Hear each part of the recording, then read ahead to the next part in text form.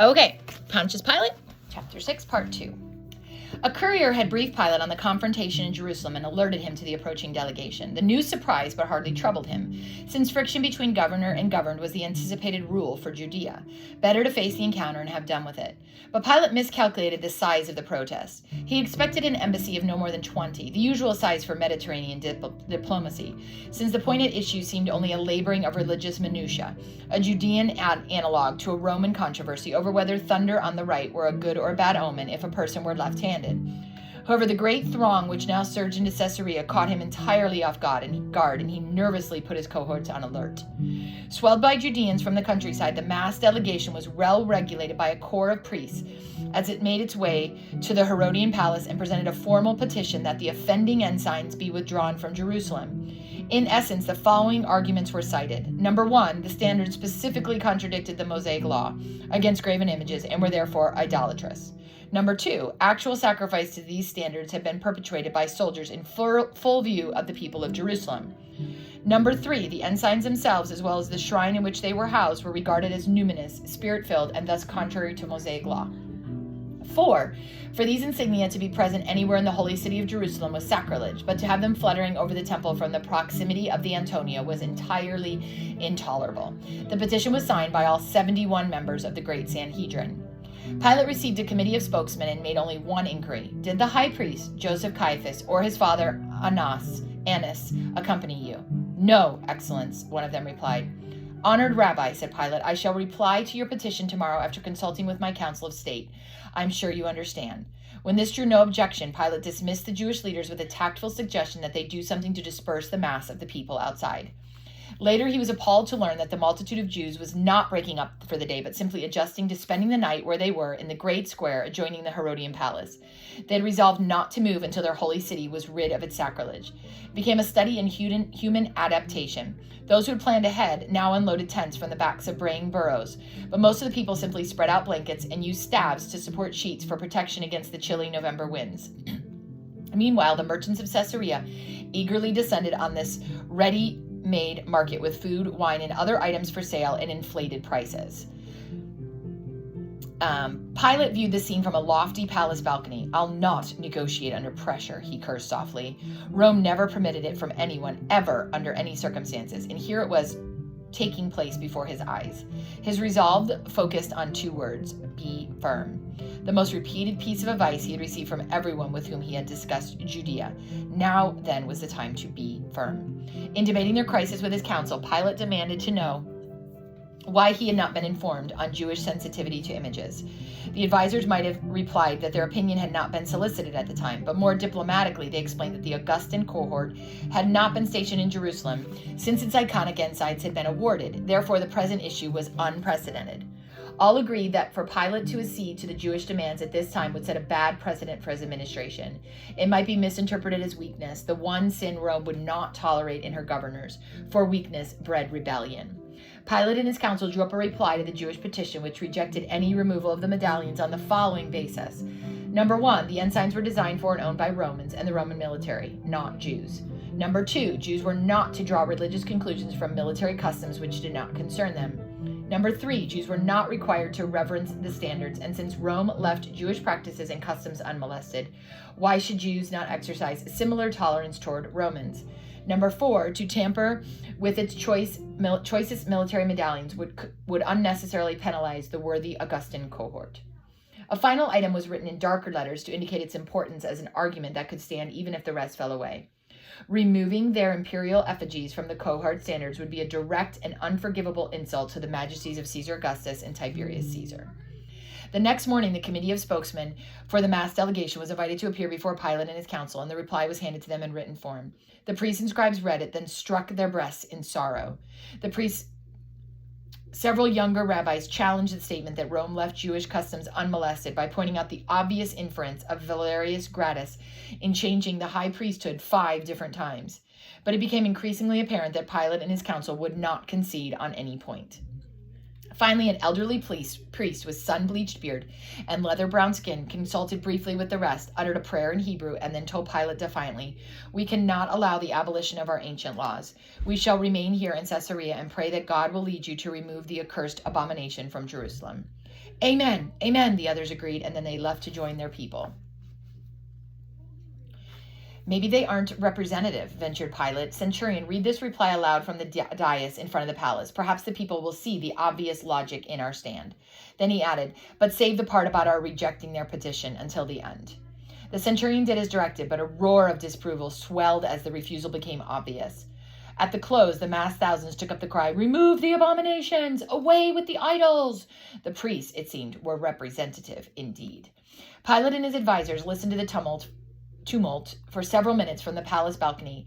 Then they descended to a rear garden for an outdoor lunch. Pilate was making a strong effort to appear unruffled in this, his first crisis. That, he knew, would be in character for a strong governor.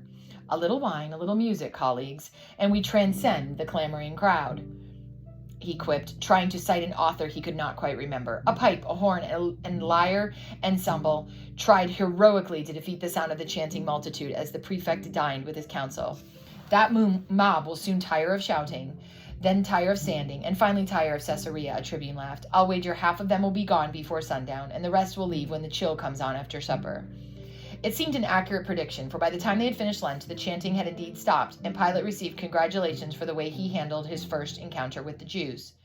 Early the next morning, Pilate confidently climbed up his balcony to survey the square in front of the palace, certain it would be empty of people but for a few fanatic diehards.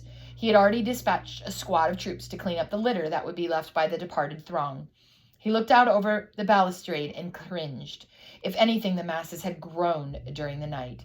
Scattered shouts began to ricochet among the Jews. Look, there's the prefect! And 1,000 arms pointed toward the balcony. A colossal blanket of people, ruddy orange in the rising sun, came quivering to life. They stood up and started shouting, remove the idols! Pilate jerked himself away from the railing and retreated inside the palace.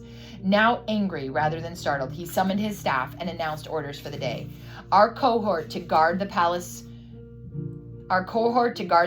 yours takes over today, Tribune, but it will be normal routine for the rest of you. That mob can shout till its voice is gravely wisped. We've tried to reason with them, but the emperor's honor must be preserved. Tribune, tell your men not to antagonize the crowd, but be prepared to defend yourselves if necessary. It became an exasperating day, with tempers getting shorter each passing hour. Periodically, the clamor grew intense, and then it would vanish for several hours. From the women's quarter of the palace, Procula looked down at the multitude, ill with uncertainty, but trying to manage a confident front for her husband. She wanted to plead with him to give in. After all, what were a few military emblems compared to the peace of a nation? But she knew better than to inject herself into affairs of the state. From the first reports of turmoil in Jerusalem, she had a premonition that the affair would expand into major trouble for her husband. But she had not expected to have thousands camping on her doorstep. What if it came to violence? She was sure that the noisy mob could overwhelm the palace guard. For the first time in her life, Procula knew fear, haunting, numbing fear. The third day it rained. Pilate looked up at the clouds and was jubilant. Ah, Jupiter Pluvius, more you rain bringer. And as if in response, a heavy squall blew in from the Mediterranean, unleashing a deluge upon the protesting throng. A relentless, soaking drizzle followed. Soldiers reported that some of the Jews were starting to leave the square. Fine. How many? Pilate inquired. He dispatched couriers to take counts at the 3 points of exit. A half hour later, they returned to report. According to our tally, about 27 people left during the squalor. What? Only 27 out of thousands? They were the very aged. I understand the priests instructed them to leave. Incredible, Pilate replied. That evening, dozens of campfires illuminated the square as the Jews dried their clothes and warmed themselves against the bleak November night. They joined in singing some plaintive folk songs, which penetrated the palace as if it had walls of gauze instead of stone. One haunting psalm tune seemed to be repeated often, with everyone joining in the singing. Procula asked one of her attendants who knew Hebrew about it. Oh, that's very familiar, very sacred to them, she said, and then she supplied a translation. God is our refuge and strength, a well-proven help in trouble, so we will not fear though the earth should change, or mountains quake in the heart of the sea. The other nations rage and their kingdoms totter. He utters his voice, the earth melts. He makes wars cease throughout the earth. He breaks the bow, shatters the spear, burns the chariots. Be still and know that I am God. I am exalted among the nations, exalted in the earth. The Lord of hosts is with us. The God of Jacob is our refuge. Why, that's beautiful poetry, Procula commented. Their mythology leaves no doubt as to who is in charge of the world, Pilate observed. Only this isn't mythology to the Jews, Excellency, Procula's attendant replied. They believe their God truly possesses this majesty. If Romans had 1/4 of their faith, Procula noted, Augustus wouldn't have had to legislate religion or take citizens by the scruff of the neck and make them sacrifice to the gods. But if it breeds this kind of fanaticism, adult, presumably intelligent people inviting illness, then Judaism commands my sympathy, not my admiration. Pilate, of course, could not forget the mass at his door, and that might even be dreamed about. That night he even dreamed about the multitude. He was on the dais in front of the palace holding a huge ensign from which dangled 2 enormous iconic discs with the imperial busts. On the balcony were Tiberius and Sejanus glaring down at him as if anticipating weakness on his part. The mob howled in a ghastly frenzy, but Pilate refused to give in. Finally, the Jews stormed the dais, clutched at the discs, and triumphantly tore them to tatters. With a hideous scowl, Tiberius ordered a review of Pilate's cohorts and sentenced them to decimation, that terrible military punishment for a failure which selected every 10th man for execution by flogging before the eyes of the rest of the troops. The grisly tally ended with a 9th man at the end of the ranks. Pointing a quaking figure at Pilate with a malicious leer on his pockmarked face, Tiberius ordered that he be the final 10th, a terror which lurched him awake. But behind the grotesque caricature of the nocturnal fantasy had been a certain grim logic, Pilate thought. And now it was the 4th day. The crowd had not budged. Pilate turned the palace over to his highest-ranking tribune, ordered a carriage and a guard, and retreated with Procula into the countryside. Since the conveyance could be closed against public gaze, there was no difficulty escaping the people, and Pilate felt entitled to a brief rest. They turned north up the coast and rode toward the grandeur of Mount Carmel, trying to shed their common concern before the spectacular seascapes along that part of the Palestinian coast. The storm of the previous day had cleared the air, and it seemed the spring, not winter, was approaching. There was no conversation about the Jewish demonstration. They had finally discussed it the previous night, but without resolution. He would not retreat where Rome's honor was concerned, while she urged him to concede such minutiae as the medallions in order to keep the peace. Only she regretted using the word minutiae, since Pilate had nearly exploded at it, delivering a heated lecture on the consequences if Tiberius learned that his bust had been removed from regimental colors. For the first time, Pilate wondered what would happen if events actually came to bloodshed in Caesarea. Would it spark a general revolt in Judea?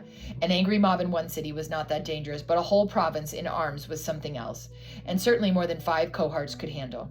When he had suggested to Sejanus that Judea might be undermanned, the only answer he received was, just 1,200 men, strategically placed, control all of Gaul.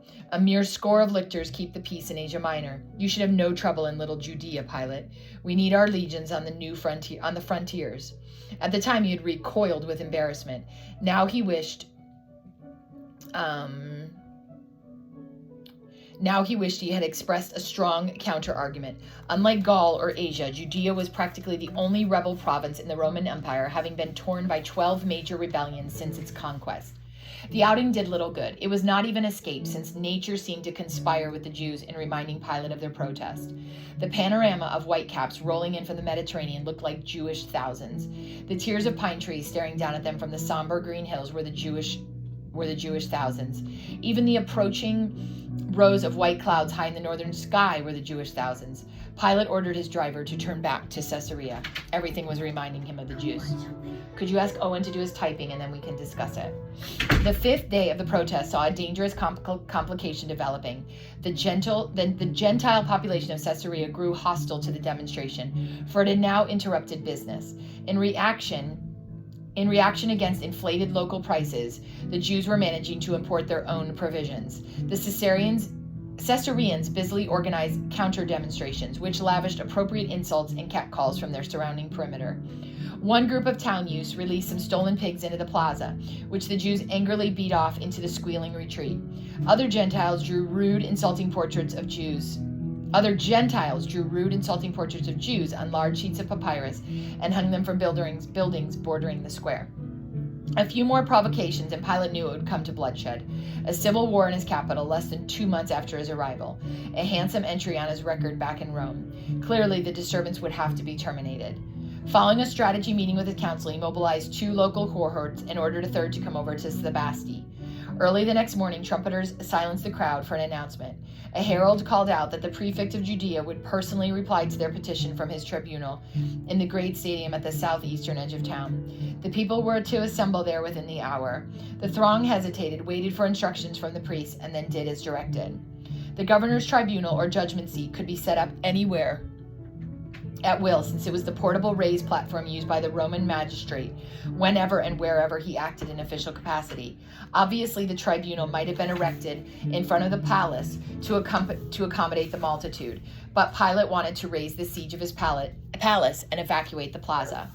All the lower tiers of carved stone seats in the great hippodrome of Caesarea were filled with the mass of Jews. Preceded by lictors as he ascended his tribunal, the prefect of Judea was arrayed in a gleaming official toga that flashed more than a modest amount of imperial purple.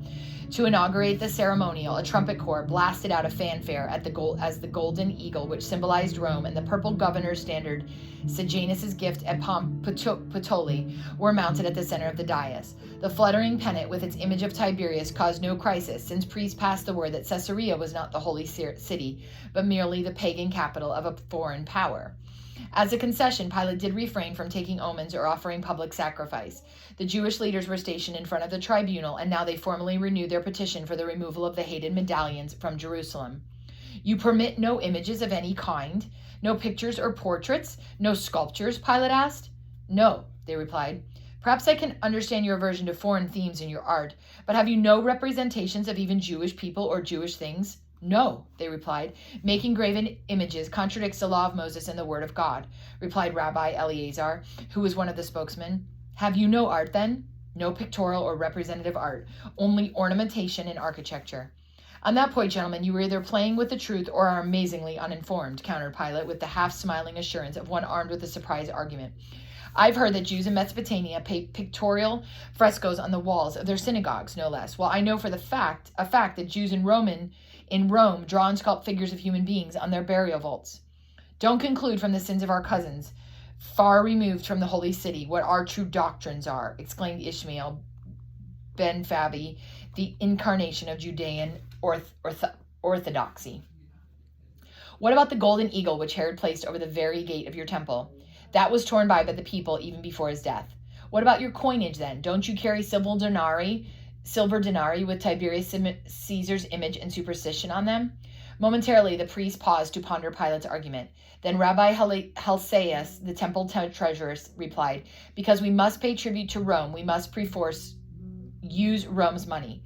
But such denarii are never used for tithe or offerings at the temple. Also, we attach no religious significance to coinage as you do to your standards. This is the difference.